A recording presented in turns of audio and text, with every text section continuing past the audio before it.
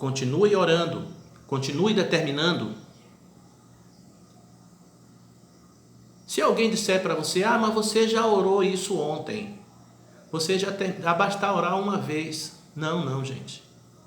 Você orou ontem, o problema não continua? É o principal sinal de que você tem que continuar orando. Você tem que ser mais valente. Tem uma passagem que Jesus falou: o valente só sai da casa quando chega o mais valente. E a nossa valentia não se restringe à violência física. A nossa valentia é ser perseverante em oração. O inimigo é perseverante em continuar afligindo e tentando destruir as nossas vidas. E nós temos que ser perseverantes em mandar, em ordenar que ele tire a mão, porque a nossa vida é propriedade nossa. Primeiramente, é propriedade de Deus.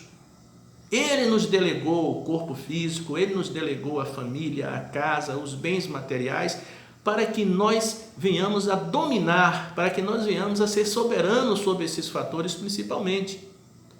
Ele nos deu a terra, e lá em Gênesis você vê, ele nos deu a terra e nos ordenou que dominássemos sobre ela, que nós a administrássemos. O planeta é nosso, a terra é nossa, se nós assumirmos a autoridade. E devemos entender que nessa grande jurisdição nós somos a autoridade. Quando Cristo disse tudo está consumado, ele passou para nós, ele conquistou o direito de nos dar a palavra de poder. Ele nos deu a batuta, ele nos deu o poder de designar, o poder de determinar, o poder de sermos senhores sobre esta vasta jurisdição. É por isso que ele diz, todo aquele que crê. Quando ele fala todo aquele que crê, ele está se referindo às pessoas que sabem o que representam para Deus, sabem quem são em Cristo. Ele não está. Por isso que a Bíblia fala muito bem quanto aos tímidos, quanto aos. E fala dos pecados, daquelas pessoas que têm pecados que não herdarão o reino dos céus. E tem uma passagem que Jesus fala em tímidos. Os tímidos não herdarão o reino dos céus. São aquelas pessoas que agem de forma tímida. Se você não usar de autoridade, você vai ser vítima das circunstâncias, sempre. Se você não usar de autoridade, o inimigo vai usar de autoridade com você. Não existe meio termo. Não existe um meio termo. Não existe uma condição em que você possa fazer uma trégua com as trevas. Não existe. Eles, pela vez deles, estão determinados. Eles são determinados a nos destruir, a nos assolar. Eles são determinados a fazer de nossa vida um caos. E nós temos que ser determinados em assumirmos a nossa autoridade em Cristo e passarmos a sermos soberanos sobre esses que têm por determinação, que têm por objetivo, que têm por desígnio nos assolar. Nós temos que virar esta mesa, temos que dar a volta por cima. É um mandamento de Deus. Não é nem questão de opção, é mandamento. E para o nosso bem. Porque se você não reagir, se nós não reagirmos, se nos portarmos como os Gálatas, na ocasião lá, aliás, eu até sugiro a vocês que deem uma lida e ver como o apóstolo São Paulo chamou a atenção dos Gálatas que estavam agindo com timidez. Os Gálatas, eles esqueceram a condição de salvos e começaram a agir como que aqueles que estão sob a autoridade das adversidades. Eles passaram a viver com medo. Eles passaram novamente a ter medo. Porque quando Cristo nos convoca, Ele nos dá o Espírito que clama a Deus como Pai. Ele nos dá o espírito de intrepidez. Inclusive fala isso lá em Gálatas. Ele nos dá o espírito de intrepidez e não o espírito de timidez, de covardia. Então, devemos ser,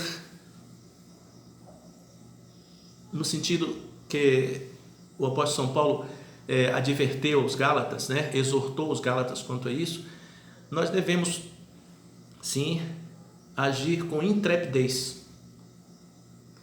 Uma forma de você potencializar a sua oração também é chamando outras pessoas para orarem junto com você.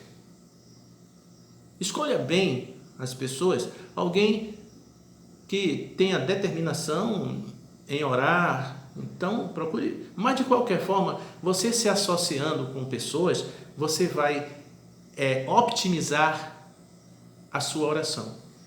Você vai ter maior poder de fogo. 2 ou 3 pessoas ali com um só objetivo, orando em busca de uma solução para um determinado problema, é poder dobrado, triplicado, quadruplicado. É poder que se soma. Olha, os arcanjos de Deus, os arcanjos da luz, formam legiões. Os anjos caídos também formam legiões. E nós podemos também formar legiões. Podemos formar legiões. 2 ou mais. Enfim, diz que uma legião é composta por 600 soldados, né? A legião romana, né? Eles tinham como eles tinham a formação de suas legiões em 600 soldados.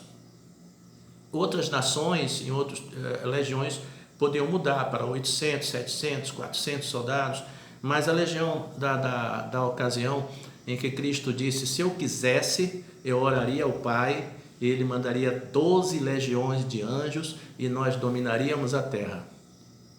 Ele disse isso se fosse para tomar a terra por força e violência, que Ele tinha arsenal, sim, Ele tinha exército para isso. 12 legiões de anjos. Imagine que 2 anjos, com um simples gesto das suas espadas, destruíram Sodoma e Gomorra.